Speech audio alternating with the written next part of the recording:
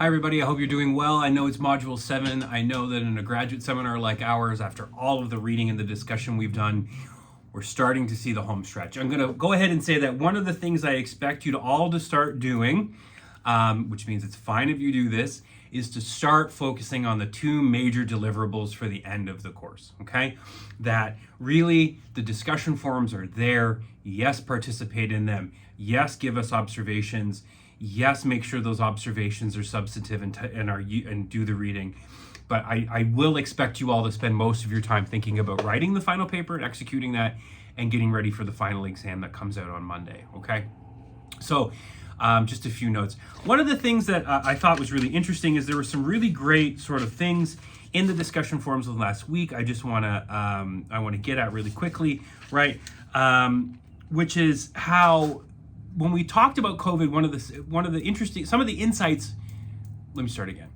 insights that I thought were the most important and interesting were kind of left inside the sort of weeds of most discussion posts. And that's fine, right? Pedagogical research tells us that as we're trying to think through new things and we try to write about them or talk about them, we tend to sort of have these long, rambling, lots of extra detail, lots of different sort of side notes and things. And it can be hard for us to articulate clearly.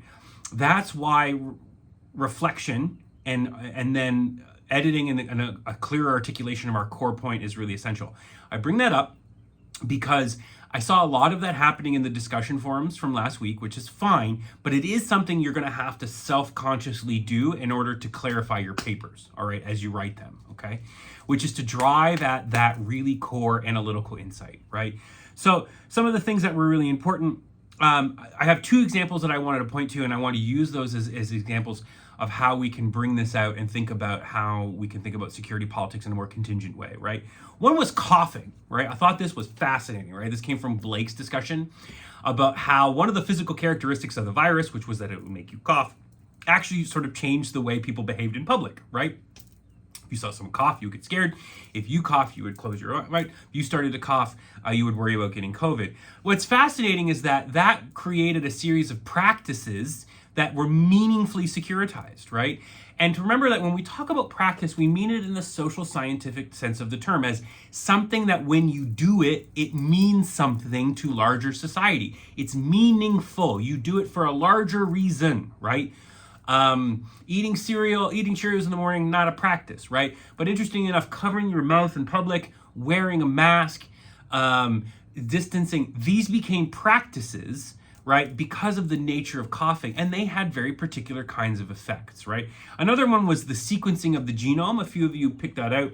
And what's really interesting about that is that really led to a particular discourse or narrative, right? And you can think about it as the virus was actually construed as a kind of puzzle, right? Something that had to be sequenced. And then we could produce a vaccine. And then once we vaccinated, then vaccination became a meaningful securitizing process. And the referent object, which was society at large, would be secured, right? What's interesting about that is it created a very technical understanding of the pandemic, which didn't take into account several socio and economic considerations, right?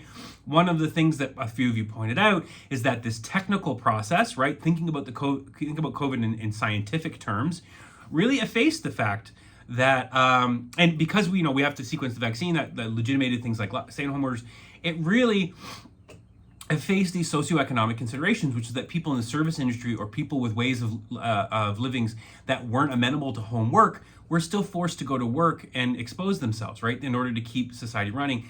Also, we know from public health research that many of the kinds of health effects, right, the comorbidities that made conflict more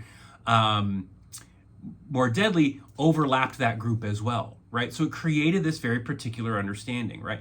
So I thought that was really interesting. What's important here is that this created a particular referent object, and I've actually been thinking about this a lot lately, about how society was really securitized during the COVID as a kind of circulation, of a moving around, of people moving in and out of places, between places, right? And that once we see it that way, tracing disruption of those processes became an important hallmark. And one of the interesting is there are other ways to think about COVID, right? So I thought that was a really interesting situation. Now, again, I've told you that where your focus needs to be this week is on the final paper and the final exam. Just a few notes about the final paper. Your graduate students, so the assignment has been written to be as far-ranging as possible, right? I want you to pick something about our world that has become associated with security politics and to think through the way it was done. What I want you to do, though, is I want you to be very deliberate about this. This was something that I caught several of you doing in the discussion forums. I highlighted it. The reason why I highlighted it was not to chastise you, but to bring that back up to mind, right? When you write the paper, this is what you're going to have to think about. So when you think about something, if you want to talk about something in our world as being securitized, make sure you deliberately go through that process of noting what referent object is created, what characteristics it has, who utters the speech acts, audience effects make those speech acts effective, how is it contested or not, right? I want you to be very deliberate. You get, brownie points for writing well and articulating yourself well in the social sciences, but at the end of the day, we're engaged in technical writing, right? It's the description of a thought process, the description of a research process, the description of the various steps in an argument is what you're doing. So be very deliberate with that. So that's the first thing I wanted to remind you of as you get ready to write the paper. Be very deliberate with the application and use of the theory. Use that as a foundation for thinking about your problem. Secondarily, make sure you pay attention to the constituent process. I also mentioned this a lot, whereas people more just described how, the materiality of COVID led to very particular kinds of responses. But what I always want you to do is be critical. So this is the second point. So think about the fact that no matter how apparent or commonsensical something looks like, the world is an incredibly complicated place.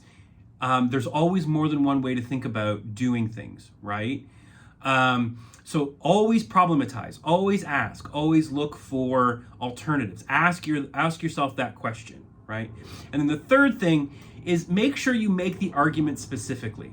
Make your argument clear, state it specifically in the introduction, and use the rest of the paper to elaborate it. If you have any questions about any of it, please, I am available, email, phone, so on and so forth. Now, it says the paper is due Wednesday-ish, right?